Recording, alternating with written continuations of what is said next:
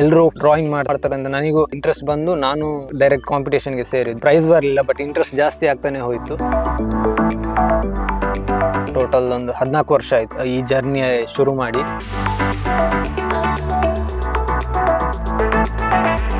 ಯಾವತ್ತು ನೀವು ಒಂದು ಕೆಲಸ ಮಾಡ್ತೀರಿ ಆವಾಗ ನೀವು ಅದರಲ್ಲಿ ಜಾಸ್ತಿ ಹುಡುಕ್ತಾ ಹೋಗ್ತೀರಿ, ಅದರಲ್ಲಿ ಜಾಸ್ತಿ ನೀವು ಎಕ್ಸ್ಪ್ಲೋರ್ ಮಾಡ್ತಾ ಹೋಗ್ತೀರಿ.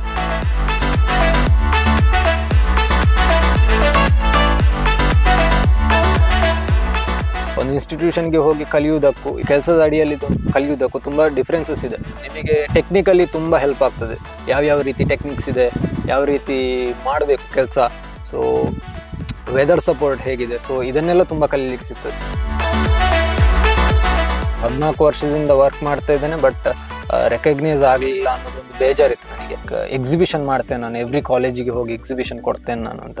ಬಟ್ ಅದು ಫಸ್ಟ್ ಟೈಮ್ ಕೊಟ್ಟದ್ದು ನಾನು SGM ಅಲ್ಲಿ. ಮುಂದೆ ಆಗುವಂಥದ್ದೆಲ್ಲ ಇವಾಗಲೇ ಆಯಿತು ನನಗೆ.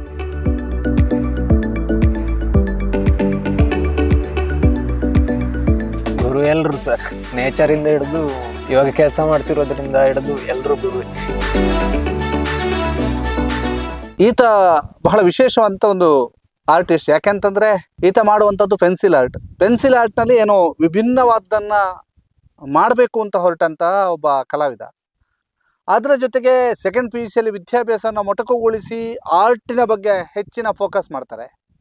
ಹಾಗಂತೇಳಿ ಆರ್ಟ್ ಕಲಿತೇನೆ ಅಥವಾ ಆರ್ಟಿನ ವಿಚಾರದಲ್ಲಿ ಕೋರ್ಸ್ ಮಾಡ್ತೇನೆ ಅಂತಲ್ಲ, ಬದಲಾಗಿ ಆರ್ಟನ್ನು ನಾನು ತೃಪ್ತಿ ಆಗಬೇಕು ಆ ರೀತಿಯಾಗಿ ಮಾಡ್ತೇನೆ ಅಂತ. ಅದರ ಜೊತೆಗೆ ಆರ್ಟ್ನಿಂದ ಹಣ ಗಳಿಸ್ತೇನೆ ಅನ್ನುವಂಥ ಮೋಹವೂ ಇಲ್ಲ. ಅದರ ಜೊತೆಗೆ ಈ ತಿಂಗಳಲ್ಲಿ ಇಷ್ಟು ಬೇಕು ಹಣ ಅಂಥದ್ದು ಇಲ್ಲ. ಒಂದು ಆರ್ಟ್ ನಾನು ಮಾಡಿದರೆ ಅದು ಎಲ್ಲರಿಗೂ ಮೆಚ್ಚುಗೆ ಆಗಬೇಕು ಅನ್ನುವಂಥದ್ದು ಈತನ ಧ್ಯೇಯ. ಅದರ ಜೊತೆಗೆ ಈತ ಆರ್ಟಿನ ವಿಚಾರದಲ್ಲಿ ಒಂದಷ್ಟು ವಿಭಿನ್ನವಾದಂಥ ಯೋಚನೆಗಳನ್ನು ಮಾಡ್ತಾರೆ. ಈಗ ಒಬ್ಬ ಆರ್ಟಿಸ್ಟ್ ಜೊತೆಗೆ ಕೆಲಸನೂ ಮಾಡ್ತಾ ಇದ್ದಾರೆ, ಅದರ ಜೊತೆಗೆ ಬೇರೆ ಬೇರೆ ಪರಿಧಿಯಲ್ಲಿ ಕೆಲಸವನ್ನು ಮಾಡಿದಂತಹ ವ್ಯಕ್ತಿ. ಈತರ ಹೆಸರು ಪ್ರವೀದ್ ಅಂತ, ಉಜಿರೆಯ ಅತ್ತಾಜೆಯವರು ನಮ್ಮ ಜೊತೆಗೆ ಇದ್ದಾರೆ. ಪ್ರವೀದ್ ಅವರನ್ನ ಮಾತನಾಡಿಸ್ಬೇಕು. ಪ್ರವೀದ್ ಅಂತ ಹೇಳಿ 21 ವರ್ಷವ. 21 ವರ್ಷದ ಯುವಕ, ಬಹಳ ಅದ್ಭುತವಾದಂಥ ಆರ್ಟ್ ವರ್ಕನ್ನು ಮಾಡುವಂಥ ಆರ್ಟಿಸ್ಟ್. ಅದರಲ್ಲೂ ಕೂಡ ಕಲ್ಲರನ್ನು ಹಿಡಿಯೋದಿಲ್ಲ ಆರ್ಟಿಸ್ಟ್, ಬಟ್ ಬಣ್ಣಗಳಿಲ್ಲ, ಬದಲಾಗಿ ಪೆನ್ಸಿಲ್ನಲ್ಲೇ ಆರ್ಟ್ ಮಾಡಿ ಬಹಳಷ್ಟು ಜನರ ಮೆಚ್ಚುಗೆಗೆ ಪಾತ್ರವಾದದ್ದು. ಈಗ ಅವ್ರ ಹತ್ರ ಮಾತನಾಡಿಸ್ಬೇಕು. ಪ್ರವೀದ್, ಹೇಗಿದ್ದೀರಿ? ಚೆನ್ನಾಗಿದ್ದೀನಿ ಸರ್, ನೀವು? ನಾನು ಚೆನ್ನಾಗಿದ್ದೇನೆ. ಈಗ ಏನು ಆರ್ಟಿಸ್ಟ್ ನೀವು? ಹೌದು. ತಮ್ಮ ಬಾಲ್ಯ ಎಲ್ಲಿ ಅವರು? ನೀವು ಉಜಿರೆಯವರು, ಉಜಿರೆ ಅತ್ತಾಜೆಯವರು ಅಂತ ಗೊತ್ತು. ನಿಮ್ಮ ಕುಟುಂಬದ ಪರಿಚಯ ಒಮ್ಮೆ ಮಾಡಿ. ನನ್ನ ಹೆಸರು ಪ್ರವೀದ್ ಅಂತ, ನಾನೊಬ್ಬ ಗ್ರಾಫೈಟ್ ಆರ್ಟಿಸ್ಟ್. ನನಗೆ 21 ವರ್ಷ. ಸೊ ನಾನು ಹುಟ್ಟಿದ್ದು ಕಾಪು ಅಲ್ಲಿ, ಉಡುಪಿ. ಸೊ ಬೆಳೆದಿದ್ದೆಲ್ಲ ಇಲ್ಲೇ ಅತ್ತಾಜೆ, ಉಜಿರೆ ಎಲ್ಲ ಕಡೆ ಸುತ್ತಿ ಎಲ್ಲೇ ಬೆಳೆದಿದ್ದು. ಸೊ ನನ್ನ ಅಮ್ಮ ಆಶಾ ಅಂತ, ಅವರು ಕೂಡ ಧರ್ಮಸ್ಥಳ ಮೆಸ್ಸಲ್ಲಿ ವರ್ಕ್ ಮಾಡ್ತಾರೆ. ಅಪ್ಪ ಕೂಡ ಕೂಲಿ ಕೆಲಸ ಮಾಡ್ತಾರೆ. ಸೊ ಅಪ್ಪನ ಹೆಸರು ವಿಜಯ್ ಅಂತ. ಅಣ್ಣ ಇದ್ದಾನೆ ನನಗೆ. ಸೊ ಪ್ರಜ್ವಲ್ ಅಂತ, ಅವನು ಮೆಡಿಕಲ್ ರೆಪ್ ಮಂಗಳೂರಲ್ಲಿ ಕೆಲಸ ಮಾಡ್ತಾನೆ. ಸೊ ಅಜ್ಜ ಅಜ್ಜಿ ಇದ್ದಾರೆ, ಅವರು ಕೂಡ ಕೆಲಸ ಮಾಡ್ತಾರೆ, ಬೀಡಿ ಕಟ್ತಾರೆ. ಸೊ ಇದು ನನ್ನ ಫ್ಯಾಮಿಲಿ. ಸೊ ಟೋಟಲ್ 6 ಜನ ಇದ್ದೇವೆ ನಾವು. ಚಿಕ್ಕ ವಯಸ್ಸಿಂದ ಪೆನ್ಸಿಲ್ ಅಂದರೆ ಡ್ರಾಯಿಂಗ್ ಮಾಡ್ತಾನೆ ಬಂದಿದ್ದು ನಾನು. ಸೊ ಟೋಟಲ್ ಒಂದು 14 ವರ್ಷ ಆಯಿತು ನಾನು ಈ ಜರ್ನಿ ಶುರು ಮಾಡಿ. ಸೊ ಚಿಕ್ಕ ವಯಸ್ಸಲ್ಲಿ ನಾರ್ಮಲ್ ಆಗಿ ಎಲ್ಲರೂ ಡ್ರಾಯಿಂಗ್ ಮಾಡ್ತಾರೆ, ಪೆನ್ಸಿಲ್ ಮಾಡ್ತಾರೆ ಅಂತ ನನಗೂ ಏನೋ ಒಂದು ಇಂಟ್ರೆಸ್ಟ್ ಬಂದು ನಾನು ಡೈರೆಕ್ಟ್ ಕಾಂಪಿಟೇಷನ್ಗೆ ಸೇರಿದ್ದು. ಸೊ ಬಟ್ ಪ್ರೈಸ್ ಬರಲಿಲ್ಲ, ಬಟ್ ಇಂಟ್ರೆಸ್ಟ್ ಜಾಸ್ತಿ ಆಗ್ತಾನೆ ಹೋಯಿತು. ಹಾಗೆ ಶುರುವಾದದ್ದು ಈ ಜರ್ನಿ. ಇವತ್ತಿನವರೆಗೂ ಪೆನ್ಸಿಲ್ ವರ್ಕ್ಸ್, ಮುಂಚೆ ಪೇಂಟಿಂಗ್ಸ್ ಮಾಡ್ತಿದ್ದೆ ಚಿಕ್ಕ ವಯಸ್ಸಲ್ಲಿ, ಬಟ್ ಇವಾಗ ಟೋಟಲ್ ಆಗಿ ಒಂದು ಡಿಸಿಷನ್ ತಗೊಂಡು ಪೆನ್ಸಿಲ್ ವರ್ಕೇ ಮಾಡಬೇಕು ಅಂತ, ಅದರಲ್ಲೇ ತುಂಬ ವೆರೈಟೀಸ್, ತುಂಬ ಕ್ರಿಯೇಟಿವಿಟಿಯನ್ನು ತೋರಿಸ್ಬೇಕು ಅಂತ ಪೆನ್ಸಿಲ್ ವರ್ಕ್ಸನ್ನೇ ಮಾಡ್ತಾ ಇದ್ದೇನೆ. ಓಕೆ, ಈ ಆರ್ಟ್ ಅನ್ನುವಂಥದ್ದು ನಿಮಗೆ ಒಲಿದಿದ್ದು ಹೇಗೆ ಮತ್ತು ಯಾವ ತರಗತಿಯಲ್ಲಿ ನೀವು ಫಸ್ಟ್ ಆರ್ಟ್ ಮಾಡಿದ್ದು? ನಿಮಗೆ ನಾನು ಆರ್ಟಿಸ್ಟ್ ಆಗಬೇಕು ಅಂತ ಅನಿಸಿದ್ದು ಯಾವಾಗ? ನಾನು ಫಸ್ಟ್ ಡ್ರಾಯಿಂಗ್ ಮಾಡಿದ್ದು ಐ ಥಿಂಕ್ 3rd ಸ್ಟ್ಯಾಂಡರ್ಡಲ್ಲಿ ಇರಬೇಕಾದ್ರೆ. ಇಲ್ಲೇ ನಾವು ಓದಿದ್ದು, ಇಲ್ಲಿ ಅತ್ತಾಜಿ ಸ್ಕೂಲಲ್ಲಿ ಓದಿದ್ದು. ಸೊ ಅಲ್ಲಿ ನಾರ್ಮಲ್ ಆಗಿ ಟೀಚರ್ ಕೇಳ್ಕೊಂಡು ಬರ್ತಾಯಿದ್ರು, ಅಂದರೆ ಯಾರ್ಯಾರು ಯಾವ್ಯಾವ ಕಾಂಪಿಟೇಷನ್ಗೆ ಸೇರ್ತೀರ ಅಂತ. ಸೊ ಅದಕ್ಕೆ ಎಲ್ಲರೂ ಟೀಚರ್ಸ್ ಎಲ್ಲ ಅಂದ್ರೆ ಡ್ಯಾನ್ಸಿಗೆ ಒಂದಿಷ್ಟು ಜನ ಸೇರಿಸ್ತಿದ್ರು, ಛದ್ಮವೇಷಕ್ಕೆ ಇಷ್ಟು ಜನ ಅಂತ ಸೇರಿಸ್ತಿದ್ರು. ಸೊ ಲಾಸ್ಟಿಗೆ ಬಂದದ್ದು ಪೇಂಟಿಂಗ್ ಯಾರು ಸೇರ್ತೀರಂತ ಕೇಳಿದಾಗ ನಾನೇ ಹೇಳಿದೆ ಇಲ್ಲ ಏನೋ ಇಂಟ್ರೆಸ್ಟಿಂಗ್ ಇದೆ, ಸೊ ನಾನೇ ಹೋಗ್ತೇನೆ ಅಂತ ಹ್ಯಾಂಡ್ ರೈಸ್ ಮಾಡಿದ್ದು. ಸೊ ಅಲ್ಲಿಂದ ಫಸ್ಟ್ ಡ್ರಾಯಿಂಗ್ ಅಲ್ಲೇ ನಾನು ಶುರು ಮಾಡಿದ್ದು. ಏನು ಪ್ರಾಕ್ಟೀಸ್ ಇರಲಿಲ್ಲ, ಜಸ್ಟ್ ಒಂದು ಪೇಂಟಿಂಗ್ ಇಟ್ಕೊಂಡು ಒಂದು ಚಾರ್ಟ್ ಶೀಟ್ ಇಟ್ಕೊಂಡು ಡ್ರಾಯಿಂಗ್ ಪ್ರಾಕ್ಟೀಸ್ ಮಾಡ್ತಾ ಬಂದಿದ್ದು. ಸೊ ಅಲ್ಲಿಂದ ಶುರುವಾಯಿತು. ಮೊದಲ ಆರ್ಟ್ ಅನ್ನ ಮಾಡಿದ್ರಿ 3ನೇ ಕ್ಲಾಸಲ್ಲಿ. ಆರ್ಟಿಗೆ ಒಳ್ಳೆ ಮೆಚ್ಚುಗೆ ವ್ಯಕ್ತವಾಯಿತು.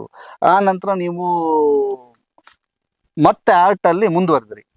ಏನೆಲ್ಲ ಆರ್ಟ್ ಮಾಡ್ತಾ ಇದ್ರಿ ಚಿಕ್ಕಂದಿನಲ್ಲಿ ಅಂದ್ರೆ ನೋಡಿದ್ದೆಲ್ಲ. ಸೊ ಎಲ್ಲ ಒಳ್ಳೆ ಅಂದ್ರೆ ಆ ಟೈಮಲ್ಲಿ ನಾನು ಜಾಸ್ತಿ ನನಗೆ ಇನ್ಸ್ಪೈರ್ಡ್ ಆಗಿದ್ದು ನಿಮಗೆ ಗೊತ್ತಿರ್ಬೋದು, ಬಾಲಮಂಗಳ ತುಂತುರು ಅಂತೆಲ್ಲ ಬರ್ತಿತ್ತು. ಸೊ ಅದರಲ್ಲಿ ಇದ್ದ ಕ್ಯಾರೆಕ್ಟರ್ಸ್ ಅನ್ನೆಲ್ಲ ನೋಡಿ, ಅಥವಾ ಅದರಲ್ಲಿ ನಿಮಗೆ ಒಂದು ಮ್ಯಾಗ್ಝಿನ್ ಅಲ್ಲಿ ಒಂದು ಲಾಸ್ಟಿಗೆ ಈ ಚಿಕ್ಕ ಚಿಕ್ಕ ಮಕ್ಕಳು ಪೇಂಟಿಂಗ್ ಡ್ರಾಯಿಂಗ್ಸ್ ಎಲ್ಲ ಮಾಡಿದ್ರೆ ಅದರಲ್ಲಿ ಮ್ಯಾಗ್ಝಿನ್ ಅಲ್ಲಿ ಹಾಕ್ತಿದ್ರು. ಸೊ ಅವರ ವರ್ಕ್ಸ್ ಅನ್ನೆಲ್ಲ ನೋಡಿ ಪ್ರಾಕ್ಟೀಸ್ ಮಾಡ್ತಾ ಇದ್ದೆ. ಸೊ ಬಾಲಮಂಗಳ ತುಂತುರು ಎಲ್ಲ ನಿಮಗೆ ಪ್ರೇರಣೆ? ಹೌದು. ಸೊ ಅಲ್ಲಿಂದ ಶುರುವಾದದ್ದು, ಹಾಗೆ ಕಂಟಿನ್ಯೂ ಆಗ್ತಾ ಬಂತು. ಸೊ 7th ಅಲ್ಲಿ ಅನ್ಕೊಂಡೆ ಇಲ್ಲ ಇನ್ನೇನಾದ್ರೂ ಡ್ರಾಯಿಂಗ್ ಅಥವಾ ಪೇಂಟಿಂಗ್ ಇದನ್ನೆಲ್ಲ ಬಿಡಬಾರ್ದು ಅಂತ. ಸೊ ಅಲ್ಲಿ ಡಿಸೈಡ್ ಮಾಡಿದ್ದು ನಾನು 7th ಅಲ್ಲಿ. ಸೊ ಇನ್ನು ಇದನ್ನ ಬಿಟ್ಟುಕೊಡುದಿಲ್ಲ ಅಂತ.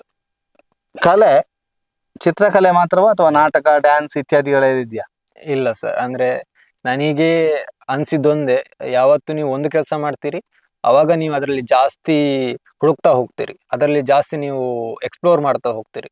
ನನಗೆ ಯಾವತ್ತು ಅನ್ಸಿದ್ದು ಒಂದು ವರ್ಕ್ ಅನ್ನೇ ಮಾಡುವ, ಅದರಲ್ಲೇ ಜಾಸ್ತಿ ವರ್ಕ್ಸ್ ಅನ್ನ ಮಾಡುವ, ಜಾಸ್ತಿ ಡೀಟೇಲ್ಸ್ ಅನ್ನ ಹುಡುಕ್ಲಿಕ್ಕೆ ಹೋಗುವ. ಎಲ್ಲವನ್ನ ಮಾಡಿ ಟ್ಯಾಲೆಂಟೆಡ್ ಅಂತ ಅನ್ನಿಸ್ಕೊಳ್ಳಿಕ್ಕೆ ನನಗೆ ಇಷ್ಟ ಇಲ್ಲ. ಸೊ ನನಗೆ ಅದ್ರಲ್ಲಿ ಇಂಟ್ರೆಸ್ಟ್ ಕೂಡ ಇಲ್ಲ. ನನಗೆ ಒಂದು ಕೆಲಸ ಚೆನ್ನಾಗಿ ಮಾಡ್ಬೇಕು ಅಷ್ಟೇ ಗೊತ್ತಿರೋದು. PUC ತನಕ ಎಲ್ಲಿ ಓದಿದ್ರಿ?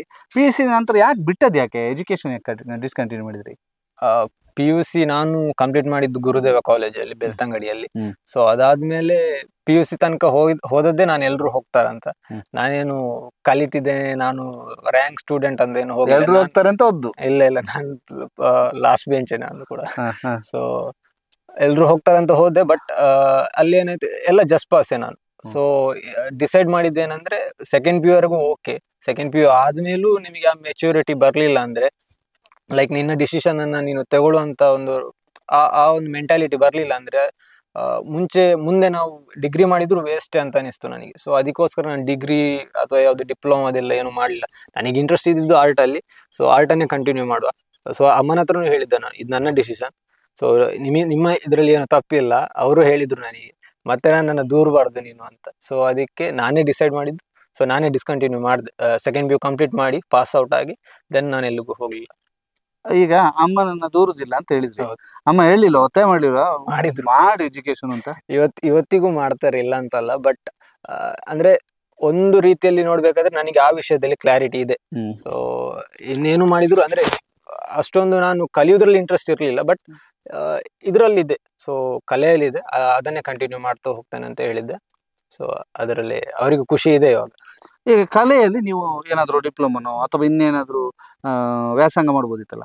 ಹೌದು, ಬಟ್ ಅಂದ್ರೆ ಅದು ನಾನು ಹೇಳಿದಾಗೆ ನನಗೆ ಮಲ್ಟಿ ಟ್ಯಾಲೆಂಟೆಡ್ ಅಥವಾ ಮಲ್ಟಿ ಟಾಸ್ಕ್ ಮಾಡ್ಲಿಕ್ಕೆ ನನಗೆ ಇಷ್ಟ ಇಲ್ಲ. ಒಂದು ಕೋರ್ಸ್ ಅಂತ ತಗೊಂಡ್ರೆ ಕಾಲೇಜಿಗೆ ಹೋಗ್ತೇನೆ, ಕೋರ್ಸ್ ತಗೊಳ್ತೇನೆ, ಎಲ್ಲ ಫೈನ್. ಬಟ್ ಅಲ್ಲಿ ಏನಾಗ್ತದೆ, ಎಲ್ಲವೂ ಇದೆ ಅಲ್ಲಿ. ಪೇಂಟಿಂಗ್ ಇಂದ ಹಿಡಿದು ನಿಮ್ಮ ಕೈಗೆ ಕ್ಲೇ ಕೂಡ ಕೊಡ್ತಾರೆ. ಸೊ ನನಗೆ ಎಲ್ಲವೂ ಬೇಡ, ನನಗೆ ಬೇಕಿದ್ದದ್ದು ನನ್ನ ಮೀಡಿಯಂ ಮಾತ್ರ, ಪೆನ್ಸಿಲ್ ಆರ್ಟ್ ಮಾತ್ರ. ಸೊ ಅದನ್ನ ಕಲಿಬೇಕು ಅಂತ ಇದ್ದಿದ್ದು ನನಗೆ. ಸೊ ಅದನ್ನ ಕಲಿತಾ ಇದ್ದೇನೆ ನನ್ನ ಮನೆಯಲ್ಲೇ ಕೂತ್ಕೊಂಡು. So I am happy. So ನನಗೇನು ಅಂದ್ರೆ ಎಲ್ಲ ಅದು ಬರಬೇಕು, ಕ್ಲೇನು ಕೂಡ ತರಬೇಕು, ಇದು ಪೇಂಟಿಂಗ್ ಕೂಡ ಬರಬೇಕು ಅಂತ ನನಗೆ ಅದರಲ್ಲಿ ಅಷ್ಟೊಂದು ಇಂಟ್ರೆಸ್ಟ್ ಇರಲಿಲ್ಲ. ಈಗ ಪೆನ್ಸಿಲ್ ಆರ್ಟ್ ನಲ್ಲಿ ಎಷ್ಟು ದುಡಿಬಹುದು ತಿಂಗಳಿಗೆ? ದುಡಿಬಹುದು ಸರ್. ಅಂದ್ರೆ ನೀವು ಪೇಯ್ಡ್ ವರ್ಕ್ ಮಾಡ್ಲಿಕ್ಕೆ ಶುರು ಮಾಡಿದ್ರೆ, ನೀವು ಅದನ್ನೇ ಮಾಡ್ತೇನೆ ಅಂತ ಬಂದ್ರೆ ಮೇ ಬಿ ಗೊತ್ತಿಲ್ಲ, ಕಮಿಷನ್ ವರ್ಕ್ಸ್ ತಿಂಗಳಿಗೆ ಒಂದು 5-6 ಬಂದ್ರು ಅಥವಾ 10 ಬಂದ್ರು ನೀವು ದುಡಿಬಹುದು. ಬಟ್ ಏನಾಗ್ತದೆ, ನಾವು ತಗೊಳ್ಳೋ ಟೈಮಿಂಗ್ಸ್ ಮೇಲೆ ಡಿಪೆಂಡ್ ಆಗ್ತದೆ ಅದು ಕೂಡ. ಬಿಕಾಸ್ ನೀವು ಒಂದು ತಿಂಗಳಲ್ಲಿ 1 ವರ್ಕ್ ಕೂಡ ಆಗ್ತದೆ, ಒಂದು ತಿಂಗಳಲ್ಲಿ 5 ವರ್ಕ್ಸ್ ಕೂಡ ಆಗ್ತದೆ. ಸೊ ಅದು ನಿಮ್ಮ ವರ್ಕ್ನ ಮೇಲೆ ಡಿಪೆಂಡ್ ಆದದ್ದು, ನೀವು ಇಡೋ ಅಮೌಂಟ್ನ ಮೇಲೆ ಡಿಪೆಂಡ್ ಆಗ್ತದೆ ಅದು ಕೂಡ. ಓಕೆ, ನೀವು ಈಗ ಎಷ್ಟು ಕಮಿಷನ್ ವರ್ಕ್ ಮಾಡಿದಿರಿ? ಲೆಕ್ಕ ಇಲ್ಲ ಸರ್. ಇಲ್ಲ ಅಂದ್ರೆ 3 ವರ್ಷದಿಂದ ಕಂಟಿನ್ಯೂಸ್ ಮಾಡ್ತಾನೆ, 2019 ಇಂದ ವರ್ಕ್ಸ್ ಮಾಡ್ತಾನೆ ಇದ್ದೆ. ಸೊ ಲೆಕ್ಕ ಇಲ್ಲ ನಾ ಎಷ್ಟು ಮಾಡಿದೆ. ಎಷ್ಟು ಕಾಸು ಎಷ್ಟು? ಈಗ ಪ್ರವೀದ್ ಒಂದು ಆರ್ಟ್ ಮಾಡಿ ಕೊಡ್ತಾರೆ, ಎಷ್ಟು ಕಾಸು ಕೊಡ್ಬೇಕು? ಎಷ್ಟು ಅಂದ್ರೆ ಅದು ಫೋಟೋ ಮೇಲೆ ಡಿಪೆಂಡ್ ಆಗ್ತದೆ. Okay. ಬಿಕಾಸ್ ನಾನು ಅಂದ್ರೆ ಜನರನ್ನ ನೋಡಿ ಅಳಿಯುವುದಿಲ್ಲ. ಫೋಟೋ ನೀವು ಹೇಗೆ ಕೊಡ್ತೀರಾ ಅದರ ಮೇಲೆ ಅಲ್ಲಿ ಏನೇನೆಲ್ಲ ಇದೆ, ಡೀಟೇಲ್ಸ್ ಏನೆಲ್ಲ ಇದೆ, ಎಷ್ಟು ದೊಡ್ಡ ಸ್ಕೇಲಲ್ಲಿ ಮಾಡಬೇಕು, ಸೊ ಅದನ್ನೆಲ್ಲ ರಿಕ್ವೈರ್ಮೆಂಟ್ ಇಟ್ಕೊಂಡೇ ನಾವು ಒಂದು ಅಮೌಂಟ್ ಅಂತ ಹೇಳ್ತೇವೆ. ಫಿಕ್ಸ್ಡ್ ಅಮೌಂಟ್ ಅಂತ ಏನು ಇರುವುದಿಲ್ಲ. ಈಗ ಮಾಡ್ತೀರಿ? ಹೌದು, ಇವಾಗ ಶುರು ಮಾಡಿದ್ದೇನೆ ಆಕ್ಚುಲಿ. ಬಿಕಾಸ್ ಒಂದು ವರ್ಕ್ ನಂದು ಕಂಪ್ಲೀಟ್ ಆಗಿದೆ, ನನ್ನ ಪರ್ಸನಲ್ ವರ್ಕ್ಸ್ ಕಂಪ್ಲೀಟ್ ಆಗಿದೆ. ಇವಾಗ ಇನ್ನೊಂದು ವರ್ಕ್ ಮಾಡಬೇಕು, ತಗೊಂಡಿದ್ದೇನೆ. ಸೊ ಅದನ್ನ ಮಾಡ್ಬೇಕಷ್ಟೇ. ಈಗ ಹಾಗಾದ್ರೆ ನಮ್ಮ ವೀಕ್ಷಕರು ನೋಡ್ತಾ ಇರೋರಿಗೆ ಹೌದು. ಪ್ರವೀದಿಗೆ ಕಮಿಷನ್ ವರ್ಕ್ ಕೊಟ್ರೆ ಮಾಡ್ತೀರಿ? ಮಾಡ್ತೀನಿ, ಹಾ? ಮಾಡ್ತೇನೆ. ಮಾಡ್ತೀರಿ. ರೇಟ್ ಯಾರು ಕೂಡ ಚೌಕಾಸಿ ಮಾಡಬೇಡಿ, ಇದು ನಮ್ಮ ಮನವಿ. ಯಾಕೆಂತಂದ್ರೆ ಒಬ್ಬ ಕಲಾವಿದನಿಗೆ ಪ್ರೋತ್ಸಾಹ ಕೊಡುವಂತ ನಿಟ್ಟಿನಲ್ಲಿ ರೇಟ್ ಚೌಕಾಸಿ ಮಾಡಬೇಡಿ, ಅವರಿಗೆ ಆರ್ಟ್ ವರ್ಕ್ ಕೊಡಿ. ಈಗ ಒಂದು ಸ್ವಲ್ಪ ಸಮಯ ನೀವು ಕಮಿಷನ್ ವರ್ಕ್ ನಿಲ್ಸಿದ್ರಿ ಅಂತ. ಹೌದು. ಯಾಕೆ? 1 ವರ್ಷ ಆಯ್ತು ಕಮಿಷನ್ ವರ್ಕ್ ನಿಲ್ಲಿಸಿ. ಬಿಕಾಸ್ ಅಂದ್ರೆ ಪ್ರೆಷರ್ ಇತ್ತು ನನಗೆ ಸ್ವಲ್ಪ. ಈ ಏನ್ ಹೇಳ್ತಾರೆ, ಸ್ವಲ್ಪ ಡಿಮೋಟಿವೇಟ್ ಆಗಿದೆ. ಯಾವ ಕಾರಣಕ್ಕೆ ಡಿಮೋಟಿವೇಟ್? ಅಂದ್ರೆ ಮುಂಚೆಯಿಂದಾನು ಪೇಯ್ಡ್ ವರ್ಕ್ಸ್ ಮಾಡ್ತಾ ಇದ್ದೆ, ಇಲ್ಲ ಅಂತಲ್ಲ, 3 ವರ್ಷದಿಂದ ಮಾಡ್ತಾ ಇದ್ದೆ. ಬಟ್ ಅಂದ್ರೆ ಫಿನಾನ್ಷಿಯಲ್ ಗ್ರೋತ್ ಅಂತ ಬಂದ್ರೆ ಇಟ್ಸ್ 0% ಇತ್ತು ನನ್ನದು. ಸೊ ಏನು ಗ್ರೋತ್ ಇರಲಿಲ್ಲ ಫಿನಾನ್ಷಿಯಲಿ. ಬಿಕಾಸ್ ನಾನೇನು ಒಂದು ವರ್ಕ್ ಮಾಡ್ತಿದ್ದೆ ತುಂಬಾ ಕಮ್ಮಿ ರೇಟಿಗೆ. ಬಿಕಾಸ್ ನನ್ನ ಮೈಂಡಲ್ಲಿ ಏನಿತ್ತಂದ್ರೆ ಅಂದ್ರೆ ಕ್ಲೈಂಟ್ಸಿಗೆ ತೊಂದರೆ ಆಗ್ತದೆ, ಬೇಡ ಜಾಸ್ತಿ ಇಡುದು. ಸೊ ನನ್ನ ಮೆಂಟಾಲಿಟಿ ಅಲ್ಲಿ ಇತ್ತು ನಂದು. ಸೊ ಬಟ್ ಇವಾಗ ಆ ಮೆಂಟಾಲಿಟಿಯಿಂದ ಸ್ವಲ್ಪ ಹೊರಗೆ ಬಂದಿದೆ. ಹೌದು. ಸೊ ನಾ ಇವಾಗ ಡೈರೆಕ್ಟ್ ಆಗಿ ಹೇಳ್ತೀನಿ, ಇಷ್ಟಿಷ್ಟ ಆಗ್ತದೆ, ಸೊ ನಿಮಗೆ ಇಂಟ್ರೆಸ್ಟ್ ಇದ್ರೆ ಕೊಡಿ. ನಂದು ಫೋರ್ಸ್ ಇಲ್ಲ. ಬಿಕಾಸ್ ನಾನೇನಂದ್ರೆ ನಾನು ನನ್ನ ಡೀಟೇಲ್ಸ್ ಮೇಲೆ ವರ್ಕ್ ಮಾಡುವವನು. ನಿಮಗೆ ನಿಮ್ಮ ಅಮೌಂಟಿಗೋಸ್ಕರ ನಾನು ವರ್ಕ್ ಮಾಡುವವನಲ್ಲ.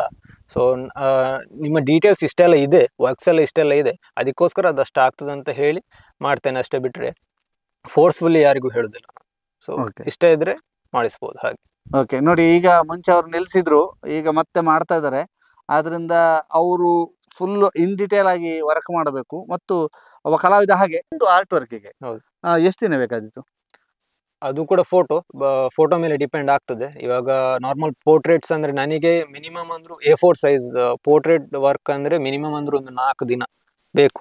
4 ದಿನ? ಅದು ಡೇ ನೈಟ್. ಓಕೆ, ಈಗ 4 ದಿನ ಬೇಕು ಅಂತ ಹೇಳ್ತೀರಿ. 4 ದಿನಕ್ಕೆ ನೀವು ಚಾರ್ಜ್ ಮಾಡಲ್ವಾ? ಇಲ್ಲ, ಅಂದ್ರೆ ಇವಾಗ ನಾರ್ಮಲ್ ಆಗಿ ಏನಾಗ್ತದೆ, ನಾನು ಅದೇ ಹೇಳಿದ ಹಾಗೆ ಅದ್ರ ಮೇಲೆ ಸ್ವಲ್ಪ ಕ್ಲೈಂಟ್ ಬಗ್ಗೆನೂ ನಾನು ಯೋಚಿಸ್ತೇನೆ, ಇಲ್ಲ ಅಂತ ಅಲ್ಲ. ಇವಾಗ ನಾನು ಡೇ ಟು ಡೇ ಅಂತ ನಾನು ಪ್ರೈಸ್ ಅಂತ ಇಟ್ರೆ ಎಲ್ಲೋ ಹೋಗ್ತದೆ ಅದು. ಸೊ ಅಷ್ಟೆಲ್ಲ ಇಡ್ಲಿಕ್ಕೆ ನಾನು ರೆಡಿ ಇಲ್ಲ ಇವಾಗ. ಸೊ ನನ್ನ ವರ್ಕ್ ಬೇಸಿಸ್ ಮೇಲೆ ಒಂದು ಅಮೌಂಟ್ ಇಡ್ತೇನೆ ನಾನು. ಬಟ್ ಡೇ ನೈಟ್ ಅಂತ ನಾನು ಆ ವರ್ಕ್ ನಾನು ತಲೆಯಲ್ಲಿ ತಗೊಳುದಿಲ್ಲ. ಡೀಟೇಲ್ಸ್ ಅಂತ ಬಂದಾಗ ನಾನು ಇಷ್ಟು ಅಮೌಂಟ್ ಅಂತ ಹೇಳ್ತೇನೆ. ಬಿಟ್ರೆ ಡೇ ನೈಟ್ ಅದೆಲ್ಲ ಸೇರಿಸಿ ಆ ಲೇಬರ್ ವರ್ಕ್ಸ್ ಅಂತ ಮಾಡ್ತಾರೆ ಗೊತ್ತಾ, ಸೊ ಅದನ್ನ ನಾನು ಮಾಡುದಿಲ್ಲ. ಅದನ್ನ ನೀವು ಮಾಡಲ್ಲ? ಓಕೆ, ಅದು ಬಿಟ್ಟು ಈಗ ಪೆನ್ಸಿಲ್ ಆರ್ಟ್, ಕಮಿಷನ್ ಆರ್ಟ್ ಬಿಟ್ಟು ಏನ್ ಮಾಡ್ತೀರಿ ಬೇರೆ? ಒಂದು ಕಡೆ ಕೆಲಸ ಮಾಡ್ತೇನೆ, ಶಿವ ಆರ್ಟ್ಸ್ ಅಲ್ಲಿ. ಸೊ ಅಲ್ಲಿ ತುಂಬಾ ತರ ಇದೆ. ಅಲ್ಲಿ ಶಿವಕುಮಾರ್ ಸರ್ ಅಂತಿದ್ದಾರೆ. ಸೊ ಅವ್ರ ಅಂಡರ್ ಅಲ್ಲಿ ಒಂದು ಕೆಲಸ ಇದೆ.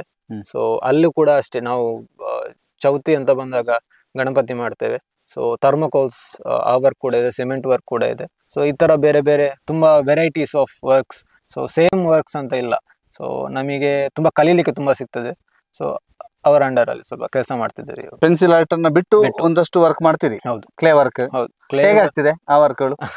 ಆಗ್ತದೆ. ಬಿಕಾಸ್ ಇವಾಗ ನಾನು ಕಲಿತಾ ಇರೋದ್ರಿಂದ ಸೇರಿ 1 ವರ್ಷ ಆದದಷ್ಟೇ.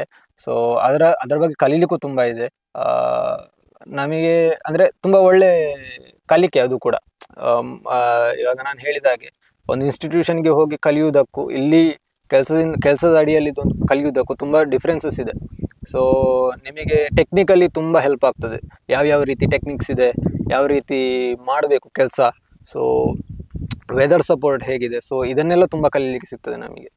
ಓಕೆ, ಈಗ ನೀವು ಹೇಳಿದ್ರೆ ನಾನು ಫಿನಾನ್ಷಿಯಲಿ ಝೀರೋ ಇದ್ದೆ ಅಂತ. ಹೌದು ಅಲ್ವಾ? ನಿಮ್ಮ ಫ್ರೆಂಡ್ಸ್ ಒಂದಷ್ಟು ಫಿನಾನ್ಷಿಯಲ್ ಸ್ಟ್ರಾಂಗ್ ಆಗಿರೋರು ಇರ್ತಾರೆ, ಕ್ಲಾಸ್ಮೇಟ್ಸ್ ಎಲ್ಲ ಸ್ಟ್ರಾಂಗ್ ಆಗಿದ್ದಾರೆ. ಅವ್ರನ್ನೆಲ್ಲ ನೋಡಿದಾಗ ನಾನು ಇನ್ನು ಸ್ವಲ್ಪ ಕಲಿಬೇಕಿತ್ತು, ಕಲಿತು ದೊಡ್ಡ ಉದ್ಯೋಗ ಪಡಿಬೇಕಿತ್ತು, ಇಲ್ಲಾಂದ್ರೆ ಈ ಆರ್ಟ್ ಅಲ್ಲಿ ಏನಾದ್ರು ಕಲಿಬೇಕಿತ್ತು ಅಂತ ಅನಿಸ್ತದ? ಅವರು ಫ್ರೆಂಡ್ಸ್ ಎಲ್ಲ ಕೆಲಸದಲ್ಲಿದ್ದಾರೆ, ಹೌದು, ಬಟ್ ಅವರಿಗೆ ಟ್ಯಾಲೆಂಟ್ ಕೂಡ ಇಲ್ಲ ಅಲ್ಲ. ಸೊ ನನಗೆ ಟ್ಯಾಲೆಂಟ್ ಇದೆ. ಸೊ ನನಗೆ ಇದ್ರಲ್ಲೇ ಬರ್ಬೇಕು. ಒಂದಲ್ಲ ಒಂದಿನ ಏನೋ ಒಂದು ಇದ್ರಿಂದ ಅರ್ನಿಂಗ್ ಆಗ್ತದೆ, ನನಗೆ ಗೊತ್ತು, ಇಲ್ಲ ಅಂತ ಅಲ್ಲ. ಬಟ್ ಏನಂದ್ರೆ ನನಗೆ ಅವರನ್ನು ನೋಡಿ ನಾನು ಅದು ಇಂಟ್ರಪ್ಟ್ ಆಗಲ್ಲ ನನಗೆ ಬೇಸಿಕಲಿ. ಬಿಕಾಸ್ ನಾನು ಚಿಕ್ಕ ವಯಸ್ಸಲ್ಲೇ ಡಿಸೈಡ್ ಮಾಡಿದ್ದೆ ಇದ್ರಲ್ಲೇ ಇರ್ತೇನೆ, ಏನಾದ್ರೂ ಇದ್ರಲ್ಲೇ ಆಗ್ತದೆ ಅಂತ. ಸೊ ಅದಕ್ಕೋಸ್ಕರ ಇದ್ರಲ್ಲೇ ಇದ್ದೇನೆ ಇವಾಗ. ಓಕೆ, ಈ ಮನೆಯಲ್ಲೇ ಇದು ವರ್ಕ್ ಮಾಡ್ತಾ ಇದ್ದೀರಿ. ಅಪ್ಪ ಅಮ್ಮ ಏನ್ ಹೇಳ್ತಾರೆ? ಎರಡೂ ಮಾಡ್ತಿರೋದ್ರಿಂದ ಒಂದು ಖುಷಿ ಇದೆ ಅವರಿಗೆ. ಬಿಕಾಸ್ ಕೆಲಸ ಕೂಡ ಮಾಡ್ತೇನೆ ಒಂದು ಡೇ ಟೈಮಲ್ಲಿ, ಬಟ್ ನೈಟ್ ಟೈಮಲ್ಲಿ ನನ್ನದೇ ಆದ ಟೈಮಲ್ಲಿ ನಾನು ವರ್ಕ್ ಕೂಡ ಮಾಡೋದ್ರಿಂದ ಅವರಿಗೆ ನನ್ನ ವರ್ಕ್ ನೋಡಿ ಕೂಡ ಖುಷಿ ಆಗ್ತದೆ. So, ಖುಷಿ ಆಗ್ತದೆ. ಹೌದು. ಈಗ ಮತ್ತೆ ಇನ್ನೊಂದು ಮಗ ಮನೆಯಲ್ಲೇ ಇದ್ದಾನೆ ಅಂತ ಖುಷಿ ಇಲ್ಲ ಅವ್ರಿಗೆ. ಇದೇನೆ ಅಂದ್ರೆ ಒಬ್ಬ ಮಗ ಹೊರಗಡೆ ಹೋಗ್ತಾನಲ್ಲ, ಸೊ ಮಂಗಳೂರಲ್ಲಿ ಇರ್ತಾನ ಅವನು. ಇನ್ನೊಬ್ಬ ಇಲ್ಲೇ ಮನೆ ಹತ್ರನೇ, ಪರವಾಗಿಲ್ಲ. ಬಟ್ ಕೆಲಸ ಮಾಡೋದು ಅವ್ರಿಗೆ ಒಂದು ಖುಷಿ ಇದೆ ಅಷ್ಟೇ. ಕೆಲಸ ಮಾಡೋದು ಖುಷಿ ಇದೆ. ಮನೆ ಖರ್ಚಿಗೆಲ್ಲ ಕೊಡ್ತೀರಿ? ಕೊಡ್ತೇನೆ. ಕೊಡ್ತೀರಿ? ಅಪ್ಪನಿಗೆ ಕೊಡ್ತೀರಾ ಅಮ್ಮನಿಗೆ ಕೊಡ್ತೀರಾ? ಅಮ್ಮನಿಗೆ. ಅಮ್ಮನೇ ಜಾಸ್ತಿ ಕೊಡ್ತೀರಿ. ಓಕೆ. ಈಗ ಆರ್ಟ್ ಅಂತ ಹೇಳುವಂಥದ್ದು ನಿಮಗೆ ತುಂಬಾ ಖುಷಿ ಕೊಟ್ಟಂತಹ ಒಂದು ಕ್ಷಣ? ತುಂಬಾ ವರ್ಷ ಬೇಕಾಯ್ತು ನನಗೆ, ಅಂದ್ರೆ ಇಷ್ಟು ವರ್ಷ 14 ವರ್ಷದಿಂದ ವರ್ಕ್ ಮಾಡ್ತಾ ಇದ್ದೇನೆ, ಬಟ್ ರೆಕಗ್ನೈಸ್ ಆಗ್ಲಿಲ್ಲ ಅನ್ನೋದೊಂದು ಬೇಜಾರಿತ್ತು ನನಗೆ. ಬಟ್ ಇವಾಗ ಜನ ನನಗೆ ತುಂಬಾ ಖುಷಿಯಾದದ್ದು ರೀಸೆಂಟ್ ಟೈಮಲ್ಲೇ ನಾನು. ಬಿಕಾಸ್ ನಾನು ಅನ್ಕೊಂಡಿದ್ದೆ ಲೈಕ್ ಎಕ್ಸಿಬಿಷನ್ ಮಾಡ್ತೇನೆ ನಾನು, ಎವ್ರಿ ಕಾಲೇಜಿಗೆ ಹೋಗಿ ಎಕ್ಸಿಬಿಷನ್ ಕೊಡ್ತೇನೆ ನಾನು ಅಂತ. ಬಟ್ ಅದು ಫಸ್ಟ್ ಟೈಮ್ ಕೊಟ್ಟದ್ದು ನಾನು SGM ಅಲ್ಲಿ. ಸೊ ಅದು ನನಗೆ ಲೈಕ್ ಮೇ ಬಿ ಆ ಥರದ್ದು ಇನ್ನೊಂದು ಎಕ್ಸ್ಪೀರಿಯನ್ಸ್ ನನಗೆ ಆಗ್ತದಿಲ್ಲ ಗೊತ್ತಿಲ್ಲ. ಬಿಕಾಸ್ ಮುಂದೆ ಆಗುವಂಥದ್ದೆಲ್ಲ ಇವಾಗಲೇ ಆಯಿತು ನನಗೆ ಆ್ಯಕ್ಚುಲಿ ಹೇಳಬೇಕು ಅಂದರೆ. ಸೊ ಜನ ತುಂಬ ರೆಕಗ್ನೈಸ್ ಮಾಡ್ತಾರೆ ಇವಾಗ. ಒಂದು ಒಂದು ಒಂದು ರೆಕಗ್ನೇಷನ್ ಇದೆ ಇವಾಗ ಕಾಲೇಜಿಗೆ ಹೋದರೆ. ಸೊ ಜನ ಅಂದರೆ ಸ್ಟೂಡೆಂಟ್ಸ್ ಆಗಿರ್ಬೋದು, ಸ್ಟಾಫ್ಸ್ ಆಗಿರ್ಬೋದು, ವರ್ಕ್ ನೋಡಿ ತುಂಬ ಖುಷಿ ಆದರು ಅವರು. ನನ್ನ ಕೈಯಲ್ಲಿ ಆಟೋಗ್ರಾಫ್ ಎಲ್ಲ ತಗೊಂಡ್ರು. ಅದು ನಾನು ಎಕ್ಸ್ಪೆಕ್ಟ್ ಮಾಡಿರಲಿಲ್ಲ ಯಾರ ಹತ್ರ. ಸೊ ಎಲ್ಲ ಒಂದು ಮೂರು ಕಾಲೇಜ್ ಕೊಟ್ಟಿದ್ದೇನೆ ಇವಾಗ ಎಕ್ಸಿಬಿಷನ್ ಇವಾಗ. ಸೊ ಅದು ತುಂಬಾ ಖುಷಿ ಇದೆ ನನಗೆ, ತುಂಬಾ ಖುಷಿ ಇದೆ. ಬೇಸರ ಇದೊಂದು ಆಗ್ಬಾರ್ದಿತ್ತು ಅಂತ ಬೇಸರ ಅದೊಂದು ಎಕ್ಸ್ಪೀರಿಯನ್ಸ್ ಅಲ್ವಾ. ಸೊ ಇದೆ ಅಂದ್ರೆ ಮೇ ಬಿ ರೆಕಗ್ನೈಸ್ ಆಗದೆ ಇರೋದೇ ಒಂದು ಬೇಜಾರು. ಬಿಕಾಸ್ ಹಾನೆಸ್ಟ್ ಆಗಿ ಹೇಳ್ಬೇಕಂದ್ರೆ ಇಷ್ಟು ವರ್ಷ ಬೇಕಂತಿರ್ಲಿಲ್ಲ. ಐ ಥಿಂಕ್ ನನಗೆ ಗೊತ್ತಿಲ್ಲ, ಮೇ ಬಿ ನಾನು ಹೇಳಿದ್ರು ತಪ್ಪು ಕೂಡ ಇರ್ಬೋದು. ಬಟ್ ಟೈಮ್ ತಗೊಳ್ತದೆ ಎಲ್ಲದಕ್ಕೂ, ಇಲ್ಲ ಅಂತ ಅಲ್ಲ. ಬಟ್ ನೀವು ಸ್ವಲ್ಪ ಸಮಯ ಇಂಟ್ರೋವರ್ಟ್ ಆಗಿದ್ರಿ, ಯಾರ ಹತ್ರನೂ ಮಾತಾಡ್ತಿರ್ಲಿಲ್ಲ, ತುಂಬಾ ಸೈಲೆಂಟ್ ಆಗಿದ್ರಿ. ಸಾಕಪ್ಪ ಬೇಡ ಡಿಮೋಟಿವೇಟ್ ಆಗಿದ್ರಿ, ಏನಕ್ಕೆ? ಅದು ಅದೇ reason. Because lack of support may be. ಯಾರು ಸಪೋರ್ಟ್ ಮಾಡಬೇಕಿತ್ತು? ಮಾಡುದು ಹೇಳ್ಬೇಕು ಅಂದ್ರೆ ಫ್ರೆಂಡ್ಸೇ ಇಲ್ಲ.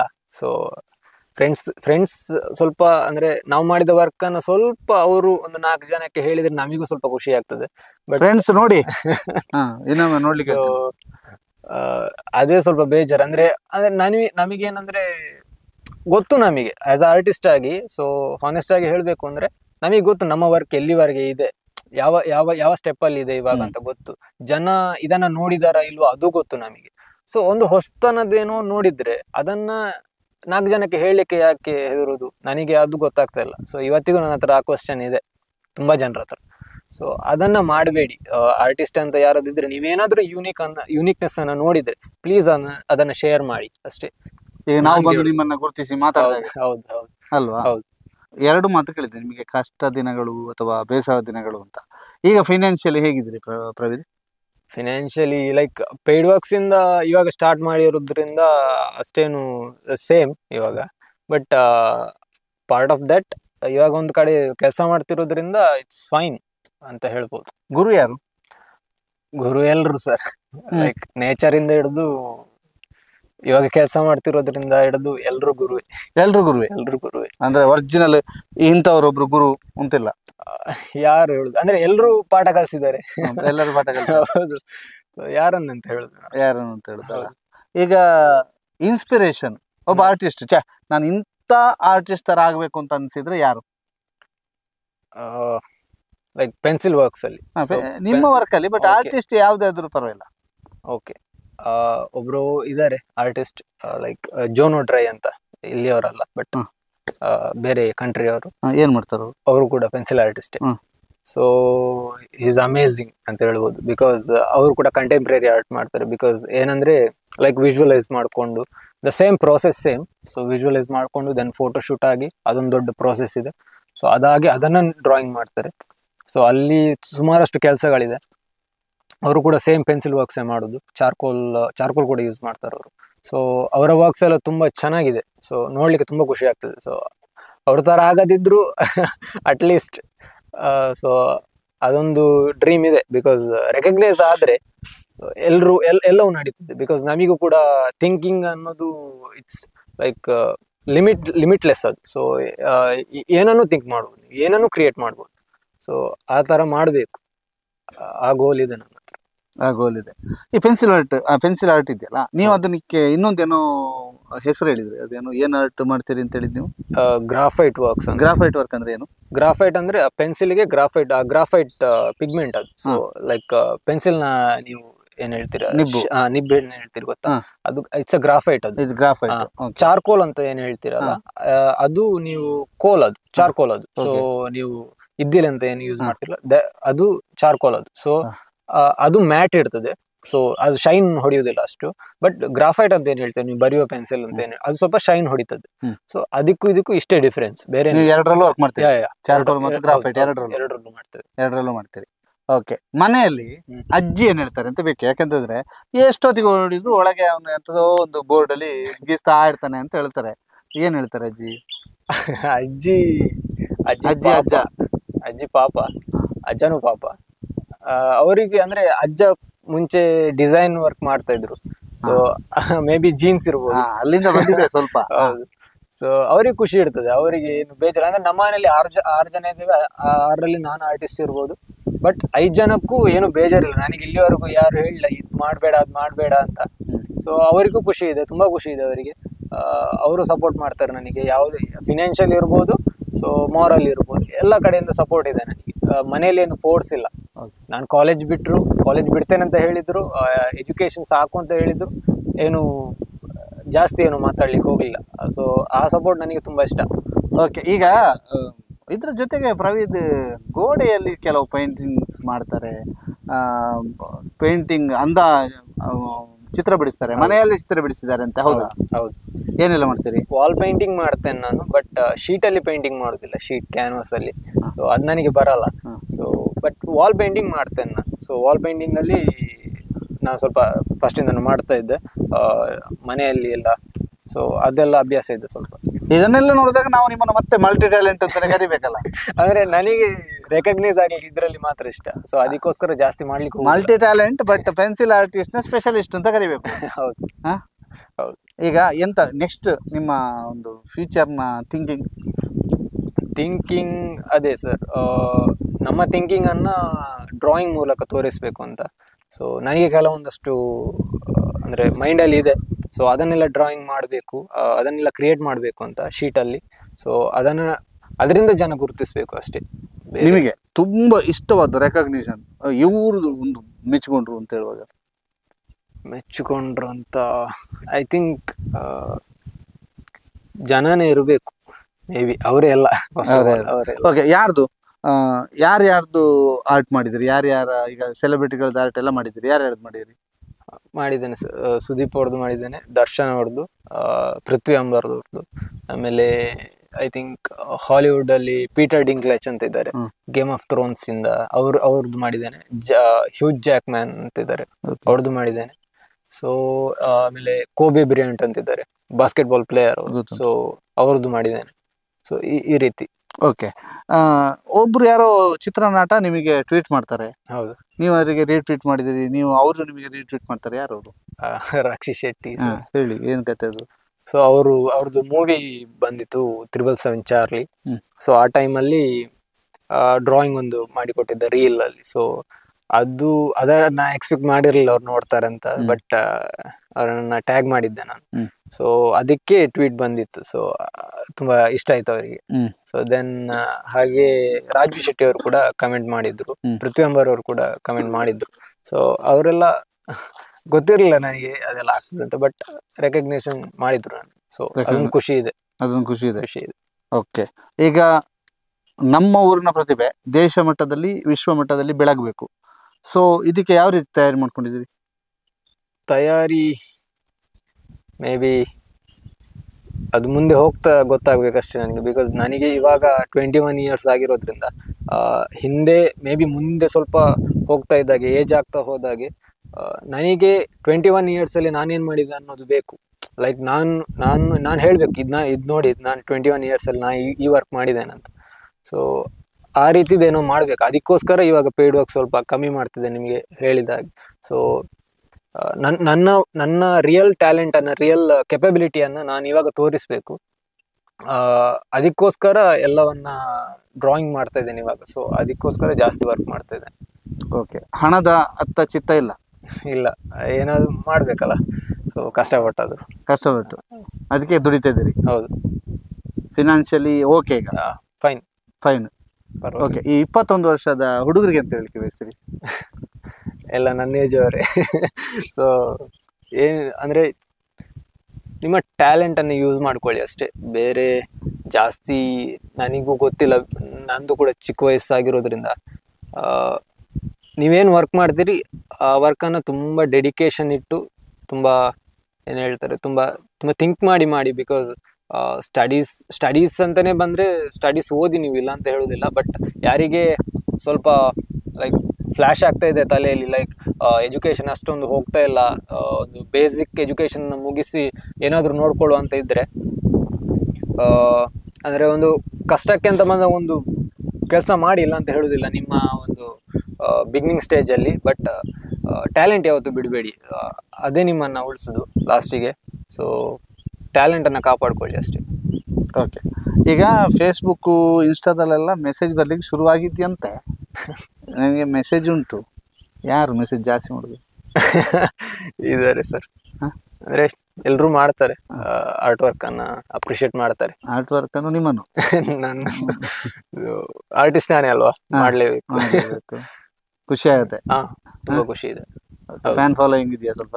ಇಲ್ಲ ಸರ್, ಫ್ಯಾನ್ ಅಂತ ಏನಿಲ್ಲ. ಏನಿಲ್ಲ? ಇಲ್ಲ. ಖುಷಿ ಇದೆ? ಖುಷಿ ಇದೆ. ಆಸ್ ಎ ಆರ್ಟಿಸ್ಟ್ ನನಗೆ ಅದು ಆ ಪ್ರೋಗ್ರೆಸ್ ಅನ್ನು ನೋಡ್ಲಿಕ್ಕೆ ತುಂಬಾ ಖುಷಿ ಆಗ್ತದೆ. ಹೌದು. ಓಕೆ, ಮನೆಯವರಿಗೆ ಆರ್ಟ್ನ ಮೂಲಕ ಸಾಥ್ ಕೊಡ್ಲಿಕ್ಕೆ ಇದ್ದೀರಿ? ಹೌದು. ಫಿನಾನ್ಷಿಯಲಿ ಸಾಥ್ ಕೊಡ್ಲಿಕ್ಕೆ ಇದ್ದೀರಿ? ಹೌದು. ಅಲ್ವಾ? ಹೌದು. ಜವಾಬ್ದಾರಿ ಉಂಟು? ಹೌದು, ಜವಾಬ್ದಾರಿ. ಏನ್ ಜವಾಬ್ದಾರಿ ಉಂಟು? ಜವಾಬ್ದಾರಿ ಇದೆ ಸರ್. ಸೊ ಸಾಲ ಇದೆ ಮನೆಯದ್ದು, ಅದಿದೆ. ಸೊ ಅಣ್ಣ ಕೂಡ ಸಪೋರ್ಟ್ ಮಾಡ್ತಾನೆ ನನಗೆ ಆ ಇದಕ್ಕೆ. ಸೊ ಆಮೇಲೆ ಕೆಲವೊಂದು ಇರ್ತದಲ್ಲ ನಮ್ದೇ ಆದ ಕಷ್ಟಗಳು, ನಮ್ಮ ಖರ್ಚುಗಳು. ಸೊ ಅದನ್ನೆಲ್ಲ ನಾವೇ ನೋಡ್ಕೊಳ್ಬೇಕಷ್ಟೇ ಇವಾಗ. ಸೊ ಅದಕ್ಕೋಸ್ಕರ ದುಡಿಬೇಕು. ನನ್ನ ಮೆಟೀರಿಯಲ್ಸ್ ಗಳನ್ನ ನಾನೇ ತಗೊಳ್ಳೋದು. ಮೆಟೀರಿಯಲ್ಸ್ಗೆ ಅಂದ್ರೆ ತಿಂಗಳಿಗೆ ಒಂದು ಎಷ್ಟು ಸಾವಿರದ ಮೆಟೀರಿಯಲ್ಸ್ ಅಂದ್ರೆ ಹೋದ್ರೆ 1000 ಗಟ್ಟಲೆ ಮೆಟೀರಿಯಲ್ಸ್ ಬರ್ತದೆ. ಸೊ ನಾವೇ ಹೋಗಿ ತಗೊಳ್ಳೋದು ಮಂಗಳೂರಿಂದ. ಆನ್ಲೈನ್ ಎಲ್ಲ ತುಂಬಾ ಕಮ್ಮಿ, ಬಟ್ ಇದೆ 1000 ಗಟ್ಟಲೆನೇ ಇದೆ.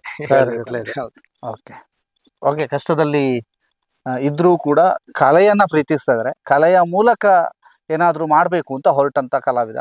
ಈ ಕಲಾವಿದನನ್ನು ನಾವು ಗುರುತಿಸಬೇಕು ಅಂದುಕೊಂಡದ್ದು SGM ಕಾಲೇಜ್ನಲ್ಲಿ ಇವರೊಂದು ಪ್ರದರ್ಶನವನ್ನು ಇಟ್ಟಿದ್ರು ನೋಡಿ. ಇಂಥ ಈಗ ನೀವು ನೋಡ್ತಾ ಇರುವಂತಹ ಎಲ್ಲ ಆರ್ಟ್ಗಳನ್ನು ಇವರು ಪ್ರದರ್ಶನಕ್ಕೆ ಇಟ್ಟಿದ್ರು. ಆ ಎಲ್ಲ ಆರ್ಟ್ಗಳನ್ನು ಬಿಡಿಸಿರುವಂತಹ ನಮ್ಮ ಊರಿನ ಕಲಾವಿದ, ಅದು ಕೂಡ ಉಜಿರೆಯ ಅತ್ತಾಜೆಯ ಪ್ರವೀದ್ ಅಂತ ಕೇಳಿದಾಗ ನಾವು ಯಾಕೆ ಇವ್ರದ್ದೊಂದು ಚಿಕ್ಕದಾಗಿ ಸಂದರ್ಶನ ಮಾಡಬಾರ್ದು? ಬೆಳೆಯುವ ಸಿರಿ ಮೊಳಕೆಯಲ್ಲಿಯೇ ಒಂದು ಬೆಳಿಬೇಕು ಅನ್ನುವಂಥ ಕಾರಣಕ್ಕೋಸ್ಕರವಾಗಿ ಅವರಿಗೆ ಈ ಒಂದು ಸಂದರ್ಶನವನ್ನು ಮಾಡಿದ್ದೇವೆ. ಪ್ರವೀದ್, ನಮ್ಮ ಜೊತೆಗೆ ಇಷ್ಟೊತ್ತು ಮಾತಾಡಿದ್ದಕ್ಕೆ ಧನ್ಯವಾದ. All the best for your art life. ಯಾಕಂತಂದ್ರೆ ಎಲ್ಲ ನಿಮ್ಮ ಜೀವನದ ಇಷ್ಟಾರ್ಥಗಳು ಈಡೇರಲಿ, ಮತ್ತು ನೀವು ಕೂಡ ನಮ್ಮ ಊರಿನ ಬಹುದೊಡ್ಡ ಪ್ರತಿಭೆ, ಅಂತಾರಾಷ್ಟ್ರೀಯ ಮಟ್ಟದಲ್ಲಿ ಮಿಂಚುತ್ತಿರುವಂಥ ವಿಲಾಸ್ ನಾಯಕ ಥರನೇ ಆಗಿ ಅವರಿಗಿಂತ ಮೇಲ್ಮಟ್ಟಕ್ಕೇರಿ ಅಂತ ಹೇಳ್ತಾ ನಿಮಗೆ ಶುಭವಾಗಲಿ. ಆಲ್ ದಿ ಬೆಸ್ಟ್ ಅಂತ ಹೇಳ್ತಾ ಈ ಕಾರ್ಯಕ್ರಮವನ್ನು ಮುಗಿಸ್ತಾ ಇದ್ದೀವಿ. ಇಂತಹ ಕಲಾವಿದರನ್ನ ಗುರುತಿಸುವಂಥ ಕೆಲಸ ಸುದ್ದಿಯಿಂದ ನಿರಂತರವಾಗಿ ಆಗುತ್ತೆ ಅಂತ ಹೇಳ್ತಾ ಈ ವಿಶೇಷ ಸಂದರ್ಶನವನ್ನು ಕೊನೆಗೊಳಿಸ್ತಾ ಇದ್ದೀವಿ. ಪಂಚೇಶ್ ಚಾರ್ಮಾಡಿ ಜೊತೆಗೆ ದಾಮೋದರ ದುಂಡೋಲೆ, ಸುದ್ದಿ news, Attaje, Ujire.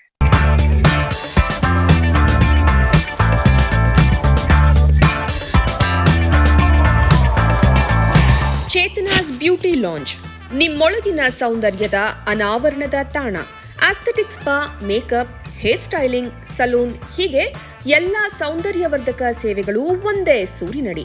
Chetana's educational foundation ಮೂಲಕ ವೈವಿಧ್ಯಮಯ ಬ್ಯೂಟಿ ಕೋರ್ಸ್ಗಳು. ಮೇಕಪ್ ಆರ್ಟಿಸ್ಟ್ ಆಗಬೇಕೆಂಬ ಕನಸಿರುವವರಿಗೆ ಅತ್ಯುತ್ತಮ ಅವಕಾಶ. 2 ದಿನಗಳಿಂದ ಆರಂಭಿಸಿ 6 ತಿಂಗಳವರೆಗಿನ ವೈವಿಧ್ಯಮಯ ಬ್ಯೂಟಿ ಮೇಕಪ್ ಕೋರ್ಸ್ಗಳು. ಅಂತಾರಾಷ್ಟ್ರೀಯ ಮಟ್ಟದಲ್ಲಿ ಸೌಂದರ್ಯವರ್ಧಕ ತರಬೇತಿ ಪಡೆದಿರುವ ಚೇತನಾ ಎಸ್ ಅವರಿಂದ ನುರಿತ ತರಬೇತಿ.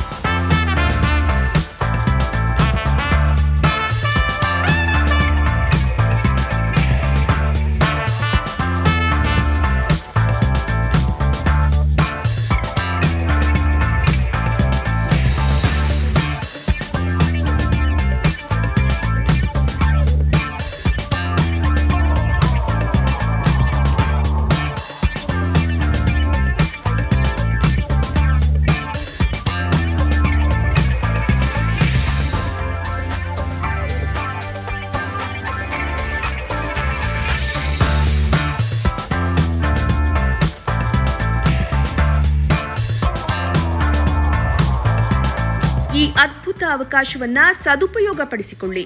ಚೇತನಾಸ್ ಬ್ಯೂಟಿ ಲಾಂಜ್ 3ನೇ ಮಹಡಿ, Kankanadi gate building, Kankanadi bypass ರಸ್ತೆ, ಮಂಗಳೂರು 575002. ಮೊಬೈಲ್ ಸಂಖ್ಯೆ 9845292411, 9108583714, 8904173914. Email chetanabeautystudio@gmail.com. Web www.cblaunch.com.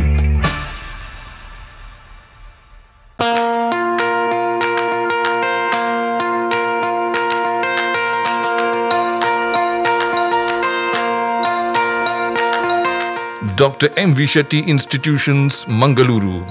Empowering dreams and achieving greatness since 1985. Dr. M.V. Shetty College prides itself in its history of 38 years.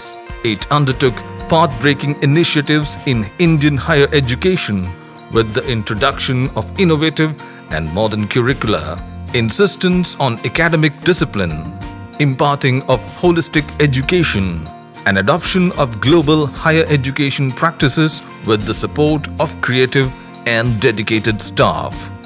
First private college in Karnataka offering diverse healthcare programs, offers you multiple of courses.